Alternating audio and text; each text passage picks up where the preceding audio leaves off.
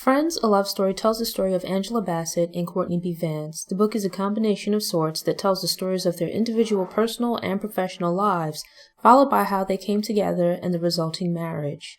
Prior to the two becoming a couple, the chapters switch back and forth, with the subjects discussing a particular period in their lives. It follows the format of Bassett's childhood, then Vance's childhood, Bassett's undergrad years, Vance's undergrad years, etc. Once they become a couple, both perspectives around an event are discussed within the same chapter. Angela Bassett was born in Harlem, New York, but she spent most of her childhood in St. Petersburg, Florida. While still in Harlem, her father did odd jobs around the neighborhood, while her mom had a stable job as a nurse's aide. Bassett expressed that her parents had her and her sister relatively close together, but without any real plan for how they would support and raise them. I'm not one for telling people what to do with their lives, but I do think family planning and the associated conversations are important to have before actually having kids, and actually before even getting married. Bassett's parents sent her to Winston-Salem, North Carolina, to live with an aunt and uncle when she was a toddler, so shortly after her sister was born. I think her sister's like maybe 10 months or something like that younger than her, but not much of an age gap. Her parents were facing the difficulty of trying to raise two very small children while also both having to work. It's sad that Bassett wouldn't see her father again for several years, and he didn't seem to even call to speak with her on the phone. Fortunately, Bassett's aunt and uncle were good people. It's important to note that despite the hardships that Black people faced at the time, this couple seemed to be doing relatively well. The husband was a self-employed entrepreneur, and the wife had a stable, skilled job as a teacher. I think it's incredibly generous and the right thing to do to help family members who are in need, but I've read multiple instances of people having kids that they can't afford or other things are going on in their lives, so family has to step in to take care of the kids. And then when the kids settle into stability, the parents come back suddenly to get them. A gradual transition might actually be a better idea, especially if the kids don't remember or don't maintain a close relationship with their parents. I'm not particularly into kids, but I do find their adventures and escapades to be amusing. I enjoyed hearing stories from Bassett's childhood, as well as Vance's. They were entertaining, but usually sweet and innocent stories. When Angela went back to her mom, they moved with her younger sister to St. Petersburg, Florida, where either her mom was originally from or had a lot of family. At this point in life, her mom was working a series of low-paying jobs, trying to move up in salary to be able to better provide for herself and her kids. I think Angela's mother's desire that her children have a different and better life than hers played a crucial role in Angela's development. She also raised her daughters to take pride in themselves and their appearance, regardless of how little they might have had. Unfortunately, during her, I guess you would consider them tween years, like maybe around the age of 9 to 11, something like that, Angela was molested by two of her mother's boyfriends. Her mother did the right thing, which was believing Bassett, and unless she had prior knowledge of their habits, which it doesn't seem she did, it certainly wasn't her fault. But I can't help but wondering, how was she meeting these men? Were they targeting her because she had two young daughters at home, was struggling financially, and their father wasn't around? I mean, it's not really clarified, but those were questions that I had. I took issue with the manner in which Bassett's mom resolved these situations. It was great that she believed her, but with the first boyfriend, I didn't see the point of arranging a confrontation with him. It might have been a way of giving Angela voice in the situation, but it doesn't seem to be something that she was interested in. It seemed to be unnecessarily dramatic and likely uncomfortable for Angela.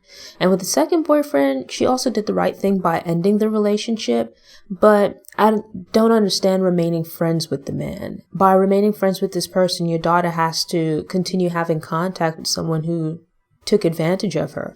Or even if you don't bring them around, she has to know that you're maintaining contact with the man who violated her.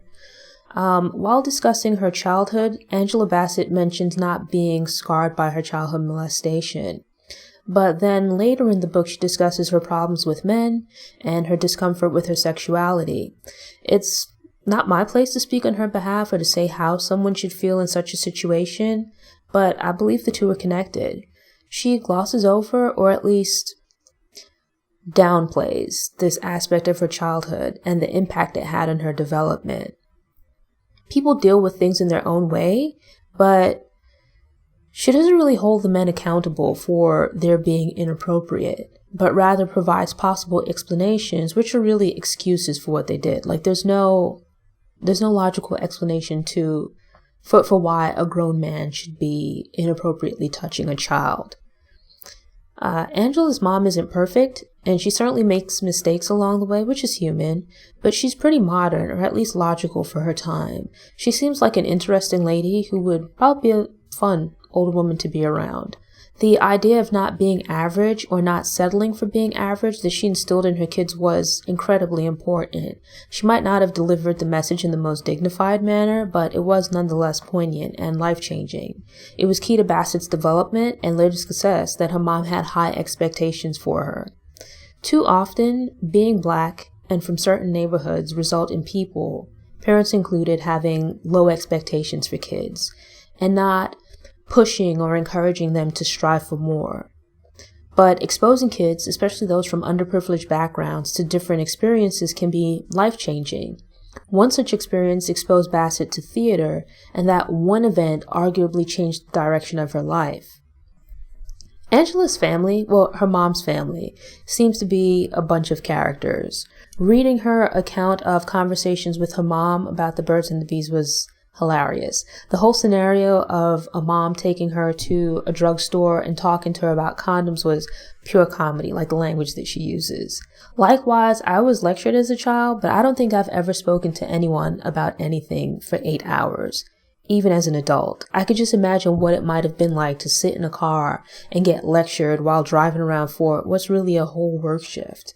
Likewise, the story of her grandmother becoming a Jehovah's Witness and telling her about the world coming to an end in a few years was really funny. Courtney B. Vance, on the other hand, had roots in Chicago but was born and raised in Detroit. The city's dramatic change occurred during his childhood and motivated his parents to initially move to a different neighborhood and to then put Vance and his older sister in private, predominantly white schools.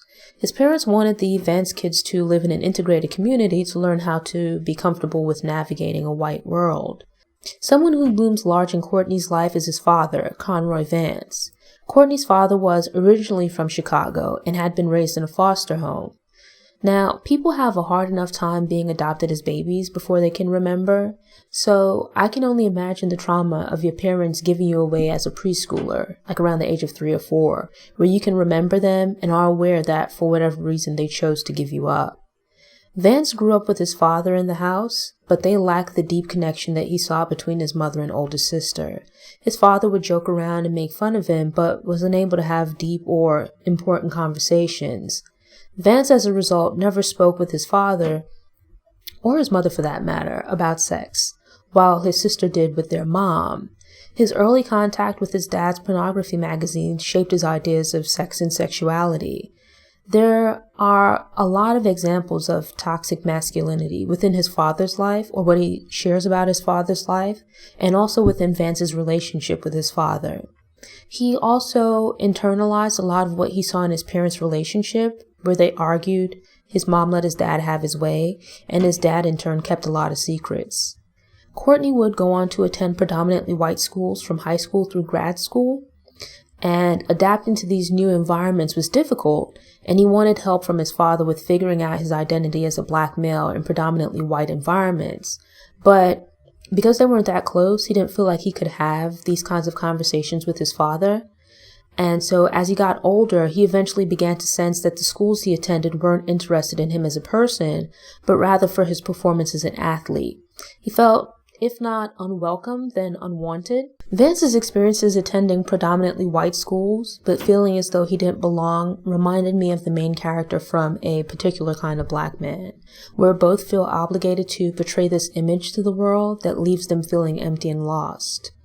Ironically, despite growing up in a 2-parent household with his biological dad trying to give him a better life, he still shared the experience that his father had of feeling unwanted.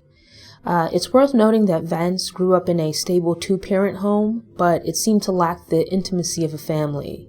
Meanwhile, Bassett grew up in a poor 1-parent home and experienced a lot of instability as a child, but she had a mom who relished in having relished in having difficult conversations that she actually detested. Their respective families had things the others seemed to lack while they were growing up. I had no real prior knowledge of Angela Bassett as a person outside of the role she played, but I would never have imagined dating being hard for her. Like, I think she's incredibly pretty and, like, very smart, but man, I don't know what people look for in women. It's pretty humanizing to learn that she had similar dating experiences to most other women, and Angela is obviously intelligent, but I also admire her principles along with her interest and pride in Black culture and history. It often seems that when Black people achieve success, or to achieve success, they feel compelled to distance themselves from or downplay their Blackness. So, college can be a period of great adjustment and stress on its own, much less trying to also navigate the awkwardness of establishing a relationship with an absentee father. It was quite disappointing that Bassett's father turned out to be just as problematic when present as he was when absent. Angela explains her father's behavior as some men not knowing how to be fathers, which is true, but in the case of her father and other men like him, some men just aren't decent people. It's not even a matter of being a father and not knowing how to raise children, but just not knowing or caring to know how to conduct yourself or treat other people as human beings. I truly enjoyed reading about Bassett's experiences and growth as a woman. I haven't shared all of her experiences, but still appreciate her journey. So I didn't know that Angela Bassett and Charles S. Dutton, Rock, right, dude from Baltimore, were in a relationship way back when. Their relationship was a hot, flaming mess. Entertaining to read from the outside, but nerve-wracking to actually experience. I appreciate Bassett's honesty and insight into women staying in dysfunctional relationships that they don't find fulfilling. And her relationship with Dutton and a night at the Tony Awards gave me secondhand embarrassment. The drama of dating between two actors seems fitting, but also incredibly draining. Having grown up seeing Black people on television and in movies, it's easy to take for granted that this wasn't always the case. And having admired Bassett as an actress since childhood, it's amusing to read about her gushing over the actors and actresses that she'd admired since childhood. Some of my favorite parts of the book were getting behind the scenes info about what went into securing and portraying some of her most famous roles. It's inspiring to learn about the mental and physical discipline that went into preparing for these roles. It was interesting that Vance initially got into acting because he wanted to meet new people outside of athletics. And I actually really respect his grind of working incredibly hard around the clock in pursuit of his goals. Yet while his professional development was admirable, Vance didn't sound like such a great person during his young adult years. It's refreshing to read about him looking back on his life through the eyes of a well-adjusted older man, cutting through the bravado and ego of youth to explain the insecurity and discomfort with emotions that guided his actions. And as an adult, Vance is probably a pretty decent guy, but I still found him insufferable at some points in the book. Personally, I don't like when professionals speak down on or criticize the performance of others in their industry. It just rubs me the wrong way. It feels kind of catty, right? One of the byproducts of toxic masculinity is men feeling like they have to hide or aren't allowed to have feelings. So it was incredibly sad to read about Vance's father's secret battle with depression. His father had an emotionally rough life, but felt obligated to put on a happy face and keep his feelings to himself. He had a tough exterior and made fun of his son's sensitivity while keeping his own feelings bottled up inside. It's poignant that his father's inability to accept help pushed Vance to finally seek the therapy that he needed. His perspective on therapy is refreshing. There's a great stigma around mental health and therapy in society in general, but it feels like especially so within the Black community. Some people are encouraged to just endure, while others are simply told to pray, which is not enough for everyone. The story of feeling overwhelmed by life and grief and seeking therapy can be helpful to many people, especially the message of the importance of doing the work to improve and accept yourself so you can better communicate and interact and build relationships with others. It says a lot that Courtney was involved in a serious long-term live-in relationship with a woman that he wouldn't share his feelings with. Like, he was with this woman for a decade, pretty much throughout his entire 20s and until about the age of 30. Yet, when he was lonely and wanted someone to talk to, he would call sex chat lines to speak with women who were strangers. The early influence of porn on his ability to communicate with women is interesting. It's like you get so used to having these one-sided fantasies that are all about you and your needs that you then find it difficult to communicate with and consider someone else's needs in an intimate relationship. It's overindulgence in a fantasy world, which creates a mental block that prevents men, or in this case Vance, from developing truly intimate relationships with women in the real world. Courtney's relationship also shows the male perspective of holding on to a relationship because it feels comfortable rather than it being where you want to be. I think it's like sunk costs, where you've experienced so much with this person and invested heavily in the relationship that you're afraid to let go. Angela, to some degree, experiences this as well, where she has these fantasies in her youth about the type of man she wants to be with, but there's no real thought behind what kind of person he needs to be or his values. Instead, there's a greater focus on superficial features that result in her starting relationships with men that she really has no business dating. It seems to be a way of keeping yourself closed off and maintaining distance in relationships, and that goes for both of them. I love books like this that really give you an in-depth look at how successful projects or businesses come together. I actually enjoy watching videos and movies that show training regimens. I just admire the discipline and seeing it all come together. So reading about Bassett's preparation for roles was absolutely enthralling to me, especially because some of them were so physical. To get a detailed breakdown of how an actress embodies a character and decides where to add inflections or tone things down was interesting. It gave me an even deeper appreciation for not only Bassett's talent, but also her work ethic. It's like you can go back and watch these movies through new eyes. Media can give people a skewed view of celebrities that makes them feel as though they know these people personally. But it's actually a one-sided relationship where the celebrity likely has no idea that they exist. Thus, some people feel comfortable walking up to celebrities and randomly touching them and doing other crazy stuff that you wouldn't do to most other people that you just randomly see on the street. Not just a tap on the shoulder, but people grabbing and squeezing your arms or body. It says a lot that someone can be violating your personal space and being inappropriate, but feeling uncomfortable telling them to stop because, you don't want to seem rude or ungracious. So I know that happens with regular people, but I never thought of it with regards to dating celebrities, like expecting an actress to portray a character within a relationship. If that's what she does for a living, who would want to be stuck in character off the clock? I would expect adults to be able to differentiate between the two. I like that both of them came to the realization that they wanted to improve as people and took time to explain their process. Not to say theirs is the one true way, but rather that this was what worked for them. It's interesting that they were both looking for validation and a sense of identity or completion in partners, but realized that they had to find that within themselves. Now, I was mostly agreeing with Bassett up to the point where she started discussing relationships, sex, and religion. When she ventured into soul ties and bleeding virgins, the thrill was gone.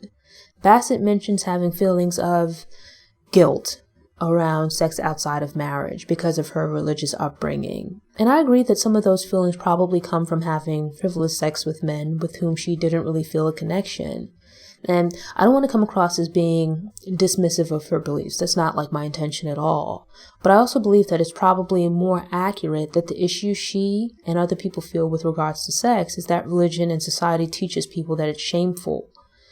And also, her personal history of the interactions that she had or the molestation that she experienced as a child. I don't take any issue with religion guiding your approach to sex and sexuality, or deciding to save yourself for marriage, or, just because you want to, or that you just aren't that interested in sex. It's fine. What I do take issue with is presenting ideas that are not fact-based as explanations for real-life matters. The last thing we need is more false information floating around about sex and other biological matters. Virgins do not always bleed during intercourse, and soul ties are not a real thing. They shouldn't be presented as facts and have no place in a logical discussion about sexuality. I did appreciate the message of not being complacent or settling in life, but rather striving to reach a place of being content with yourself, your achievements, and your life overall. Being grateful for what you have, rather than lamenting what you don't have and allowing it to consume you. I think this is an incredibly important shift in perspective that could make a lot of people feel less stressed in life. Like this idea that, you have to strive for things that you probably don't even value or you don't even think are important, but society tells you should want and need, and like your life is lacking if you don't have. Also, I respect that Bassett cares about how Black people are portrayed in movies and takes that into account when considering roles.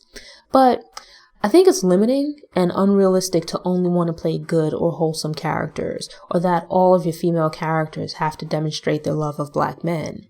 To be clear, I don't think we need more films focused on Black men and women dogging each other or, these negative stereotypes. But life and people are complex, and some people aren't so great, but they have interesting stories. It's fine to have all of that and more in movies and characters. What we need is more diversity, balance, and complexity in the way Black men and women are portrayed, not for the characters to only be soft and gentle with each other. And as a side note, I feel this compulsion that some Black women feel to coddle and protect men who are undeserving of it to actually be emasculating or unnecessary.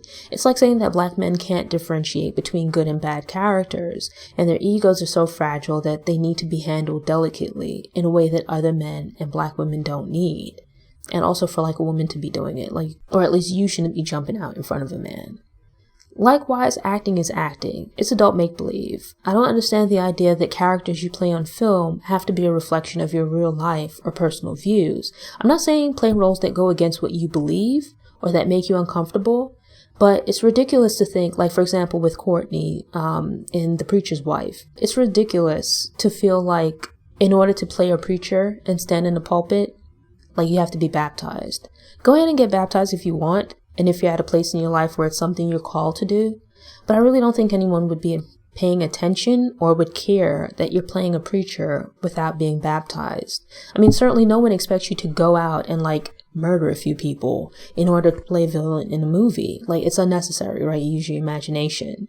I don't want to give away the story of how the two end up together, but let me just say that it's very sweet. The back and forth between chapters ends, and instead they share their perspectives on an event from within the same chapter. By this point in the book, they're both older and eventually get more into church. This is especially true for Vance. I'm not religious, but I don't mind hearing from people who are. I think inspiration and insight can come from different perspectives.